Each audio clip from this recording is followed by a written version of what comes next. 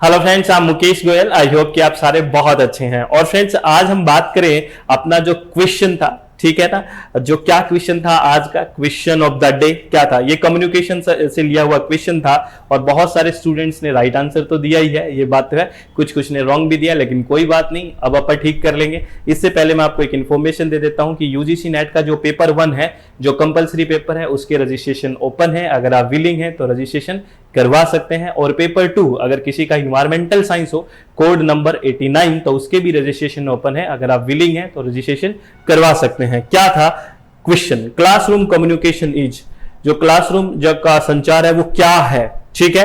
तो पहला बात, गोल ओरिएंटेड होना चाहिए या है या नहीं?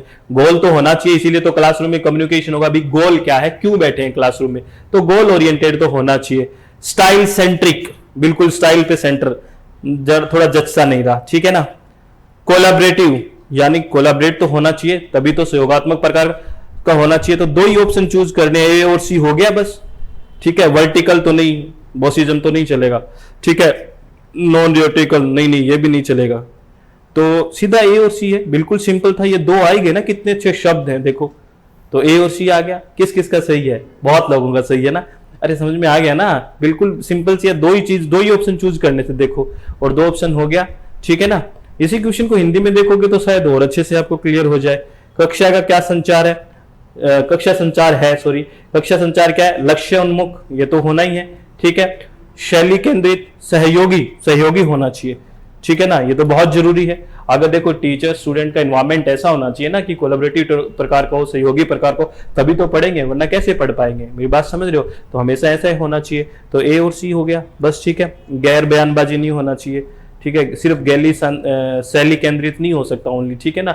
और कार्य क्षेत्र नहीं। तो बेस्ट ऑप्शन की बात करते हैं। कोई ऑप्शन बहुत गलत नहीं होता है, इस बात को मैं बार बार कहता हूं आपको कि बहुत गलत कोई ऑप्शन नहीं होता है। जो बेस्ट ऑप्शन होता है वो चूज करना होता है। तो बेस्ट ऑप्शन तो देखो, ए तो बहुत ही बेस्ट था, और फिर सी इन सब में बेस्ट और मिल गया। तो ये दो लक्ष्य अनुमुख और सहयोगी हो गया। इन क्वेश्चन को थोड़ा ध्यान से करना होता है, थोड़ा माइंड को ना प्लीज खुला रखना है। इन माइंड को मतलब बंद करके आंसर नहीं करना है। ये बड़ा अच्छा क्वेश्चन है।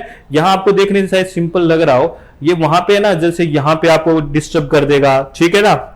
यहां पे डिस्टर्ब करता स्टाइल सेंट्रिक, तो स्टाइल सेंट्रिक से ज्यादा जरूरी है कोलैबोरेटिव होना। स्टाइल मारना नहीं है, सिर्फ कोलैबोरेटिव होना बहुत जरूरी है, सहयोगी होना बहुत जरूरी है। तो ए और सी आ गया। बाकी इनमें देखें तो देखो, ए तो है ही नहीं, तो ये तो ऑप्शन हो ही नहीं सकते थे ना। तो कंफ्यूजन यहां था बी और सी में, बात समझ रहे हो? तो यहां पे सीधा कोलैबोरेटिव हो गया। बेस्ट ऑप्शन कोलैबोरेटिव जा रहा है स्टाइल सेंट्रिक से, ठीक है। तो ये था क्वेश्चन आज का। बहुत सारे स्टूडेंट्स का राइट आंसर है और कुछ कुछ का गलत भी है। कोई बात नहीं, गलत है तो अब सही हो जाएगा आगे, बात समझ रहे हो? आगे जब एग्जाम में आए तो गलत नहीं करना।